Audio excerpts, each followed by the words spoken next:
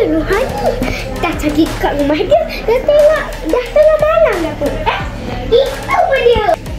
Awak? Mak, tadi awak ke mana? Dah tengah malam dah saya cari awak. Awak nak pergi mana ni? Ikut saya.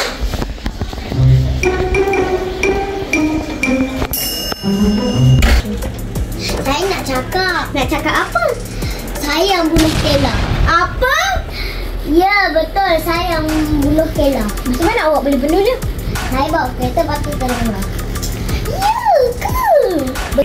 Sebab saya balas dendam dekat dia. Saya tak suka dia. Kenapa?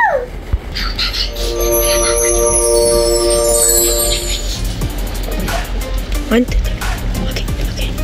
Oh, macam tu rupanya. Saya bagi tahu bos. Saya sakit pinggang. Dahlah saya tengah sakit pinggang. Aduh, penat saya tadi. Sakit pinggang saya tadi. Naik tangga kena tingkap.